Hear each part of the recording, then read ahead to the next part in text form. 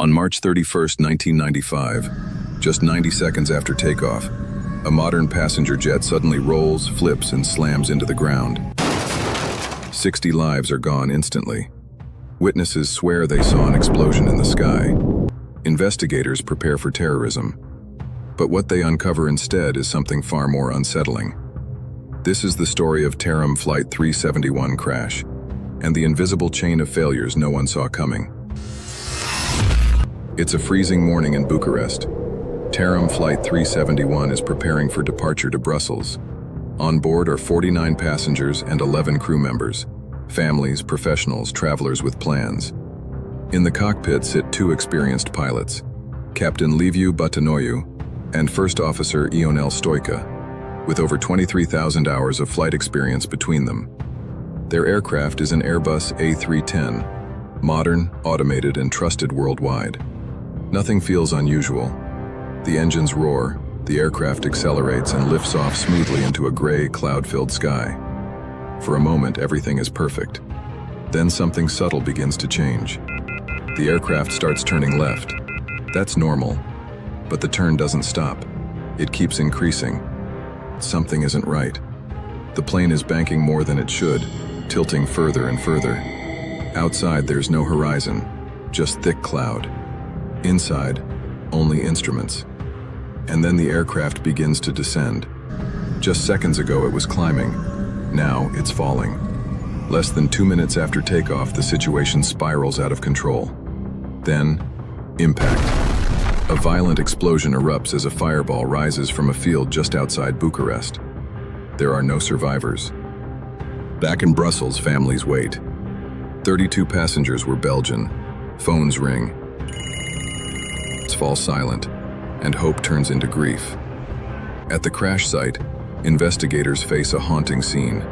Wreckage everywhere, burnt metal, and a deep crater. One terrifying question remains.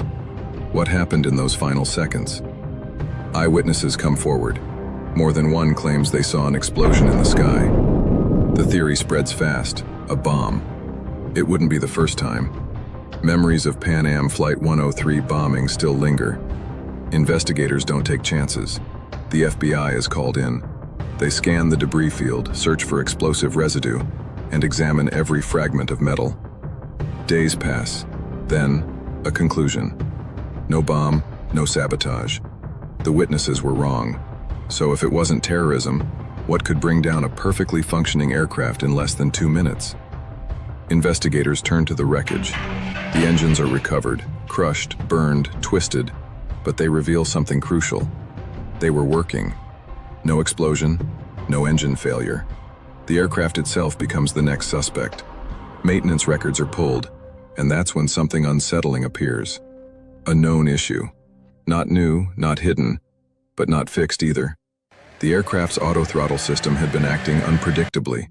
Specifically, the left engine's throttle could move back on its own, reducing power without warning. Pilots had reported it multiple times, but engineers could never recreate the problem on the ground. So instead of fixing it, they issued a workaround. Pilots were told to guard the throttle, to physically hold it in place. Think about that. A modern jet worth millions, and a pilot holding a lever by hand to stop it from failing. Now the question becomes, did this exact problem happen again in the sky? The black boxes hold the answer. The flight data recorder reveals a chilling sequence. At first, everything is normal. Then, at around 2,000 feet, something changes. The left engine loses power. Not completely, but enough. The right engine continues at high thrust. This creates a deadly imbalance. The aircraft, already turning left, rolls harder and harder. The bank angle increases beyond safe limits. The nose drops. Altitude disappears. From that moment, it takes just 19 seconds to crash.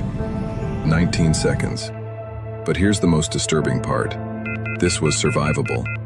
If the pilots had reacted in time, they might have recovered. So why didn't they? The answer lies in the cockpit voice recorder. At first, everything is calm, routine, professional. Then something changes. The captain says, "I feel sick." Seconds later, a faint sound, a groan, and then silence. He never speaks again. Investigators believe Captain Batanoyu suffered a sudden medical emergency, possibly a heart attack. In that moment, the first officer is alone, inside clouds, flying a malfunctioning aircraft.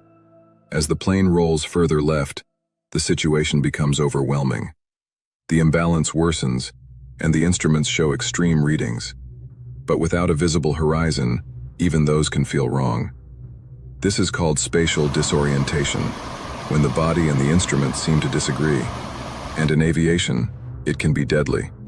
The first officer is now fighting everything: a failing system, a missing captain, and a disorienting environment. Within seconds, it becomes too much. By the time the aircraft breaks through the clouds, it's already nearly upside down, diving, unrecoverable. Investigators piece it all together. Not one cause, but a chain. A hidden mechanical flaw, a temporary fix instead of a real solution, and a sudden human emergency. 3 factors, each survivable on its own. Together, fatal. The final report confirms it. A thrust imbalance caused by a faulty autothrottle, the captain's incapacitation, and the loss of control that followed. In the months after the crash, Airbus takes action. They redesign the system, fix the flaw, and make the changes mandatory across all A310 aircraft. The problem never happens again. But for the 60 people on board Flight 371, the fix came too late. Today, on March 31st, we remember them, not just as passengers, but as lives interrupted, stories unfinished. And as a reminder that in aviation, sometimes it's not one big failure, but a series of small ones that lead to tragedy.